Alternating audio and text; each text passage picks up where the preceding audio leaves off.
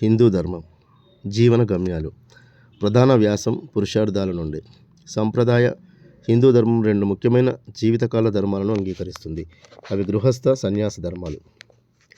గృహస్థ ధర్మం 4 విధాల పురుషార్థాలను బోధిస్తుంది. అవి కామము అనగా శారీరక లేక ఇంద్రియ లేక లౌకిక సుఖాలు. అర్థము అనగా ధన సంపాదన, కీర్తి. ధర్మము అనగా మత లేక సామాజిక నియమాలకు కట్టుబడి జీవించడము. మోక్షము అనగా పునర్జన్మరాహిత్యము లేక సంసార చక్రము నుండి విడుదల. వీటిలో ధర్మము, మోక్షము ప్రముఖమైనవి. మోక్షమును పొందాలంటే కామం అనగా కోరిక, ధన సంపాదన ధర్మయుక్తముగా ఉండాలి. సన్యాస ధర్మము అనగా మోక్షమును మాత్రం కోరుకుంటూ మిగిలిన 3 పురుషార్థాలను త్యాగం చేయడం. గృహస్థుడు కూడా కాలాంతరంలో దీన్ని పొందుతాడు. అంతేకాక కొందరు మనుషులు పూర్వజన్మల సంస్కారాల వలన ప్రస్తుతం ఏ దశలో ఉన్నప్పటికీ వెంటనే సన్యాస స్థితిని పొందుతారు. యోగము. జీవితంలో అనుసరించాల్సిన నియమాల గురించి, సాధించవలసిన లక్ష్యాల గురించి వివిధ అభిప్రాయాలు ఉన్నప్పటికీ వాటి సాధికారతను పాటించే మార్గాన్ని యోగము అని అంటారు. ప్రతి మనిషి తన జీవిత పరమార్థాన్ని చేరుకోవడానికి యోగులు వివిధ రకాలైన పద్ధతులను ఉపదేశించారు. వీటిల్లో ఏదైనా ఒక యోగాన్ని సాధన చేసేవారిని యోగి అని అంటారు. భగవద్గీత, యోగ సూత్రాలు, హఠయోగ ప్రదీపిక వీటన్నిటికీ మూల గ్రంథాలైన ఉపనిషత్తులు యోగం కోసం అంకితమైనవి. ఎవరైనా ఆధ్యాత్మిక లక్ష్యాన్ని మోక్షం, సమాధి లేదా నిర్వాణం చేరుకోదలిచిన వారు క్రింద పేర్కొన్న మార్గాలను అనుసరించవచ్చు. భక్తి యోగం అనగా ప్రేమ భక్తితో కూడిన మార్గం. కర్మయోగం అనగా విధులను సక్రమంగా నిర్వర్తించడం. రాజయోగం అనగా ధ్యాన మార్గం. జ్ఞానయోగం అనగా జ్ఞాన సముపార్జన. ఒక మనిషి తన ఇష్టాన్ని బట్టి లేదా అర్థం చేసుకునే శక్తిని బట్టి ఈ 4గింటిలో ఏదో ఒక మార్గాన్ని కానీ లేదా అన్నింటిని కానీ ఎంచుకోవచ్చు. కానీ కొన్ని ఆధ్యాత్మిక సంస్థలు ఈ కలియుగంలో భగవంతుణ్ణి చేరుకోవడానికి భక్తి మార్గం కంటే మించిన మార్గం మరొకటి లేదని చెప్తూ ఉంటారు. ఒక మార్గాన్ని అనుసరించడం ద్వారా మరొక మార్గాన్ని అనుసరించకూడదనే నియమమేమీ లేదు. ఉదాహరణకు జ్ఞానయోగాన్ని శ్రద్ధగా ఆచరించడం ద్వారా పవిత్రమైన ప్రేమను కూడా సాధించవచ్చు. ధ్యాన యోగాన్ని అనుసరించేవారు తప్పనిసరిగా కర్మయోగం, జ్ఞానయోగం, భక్తి యోగం భావనల్ని ఇముడ్చుకోవాల్సి ఉంటుంది. వివిధ యోగాల ఆచరణ గురించి, వాటిల్లోని భేదాల గురించి, వాటి మధ్యనున్న సమన్వయం గురించి అనేక గ్రంథాలు, సూత్రాలు, అభిప్రాయాలు, ఆచారాలు ఉన్నాయి. చరిత్ర. ప్రధాన వ్యాసం హిందూ మత చరిత్ర నుండి.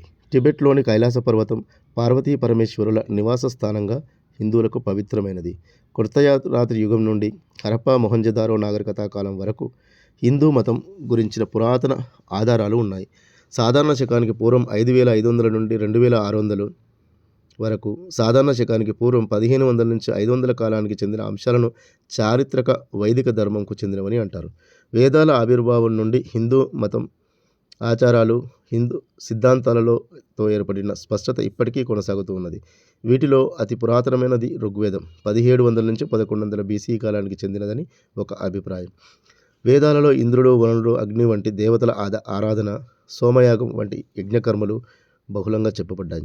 విగ్రహారాధన కంటే మంత్రారాధన, యజ్ఞకాండలు వేద సాహిత్యంలో ప్రాముఖ్యత వహిస్తాయి. ఋగ్వేదంలోని ఆచారాలు, విశ్వాసాలు జొరాస్ట్రియన్ మతానికి కొంత సారూప్యం కలిగి ఉన్నాయి. వేదాల తర్వాతి కాలాన్ని పురాణాల కాలంగా పేర్కొంటారు.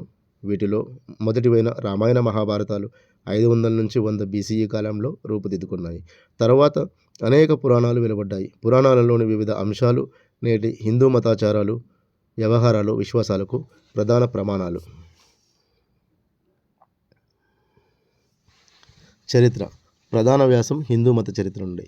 హిందూ మతాన్ని, అందులోని నమ్మకాలను మౌలికంగా ప్రభావితం చేసి కొత్త పరిణామాలకు దారితీసిన 3 ముఖ్యాంశాలు ఉపనిషత్తులు, జైన మతము, బౌద్ధ మతము. వీటిలో వేదాల సాధికారతను, వర్ణ వ్యవస్థ బంధాన్ని అంగీకరించకుండా మోక్షము లేదా నిర్వాణం పొందడం గురించి చెప్పబడింది. గౌతమ బుద్ధుడు మరింత ముందుకు వెళ్ళి ఆత్మ లేదా భగవంతుడు అన్న నమ్మకాలను ప్రశ్నించాడు. మౌర్యుల కాలంలో బౌద్ధం దేశమంతటా వర్ధిల్లింది. సాధారణ శకానికి పూర్వం 300 నుండి సాధారణ శకం 200 వరకు. తర్వాత వివిధ వేదాంత దర్శనాలు అనేక విధాల సిద్ధాంతాలను ప్రతిపాదించాయి. వీటిల్లో సాధారణ శకానికి పూర్వం 6వ శతాబ్దం నాటి చార్వాకుని నాస్తికవాదం కూడా ఒకటి. క్రమంగా మళ్ళీ బౌద్ధ మతాన్ని తోసిరాజని హిందూ మతం సాధారణ శకానికి పూర్వం 400 నుంచి సాధారణ శకం 1000 మధ్యకాలంలో బలపడింది.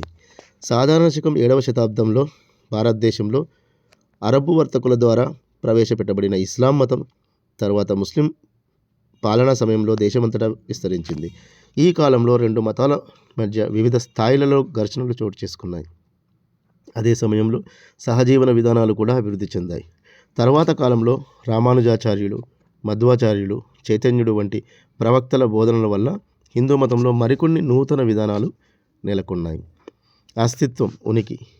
పూర్వం టిబెట్, ఆసియా, ఆగ్నేయ దేశాలలో కూడా హిందూ మతం ఉనికిలో ఉండేది. భారత్, నేపాల్, బాలి ద్వీపం, ఇప్పటి ఇండోనేషియాలలో హిందూ మతం ఇప్పటికీ బలంగా స్థిరపడి ఉంది.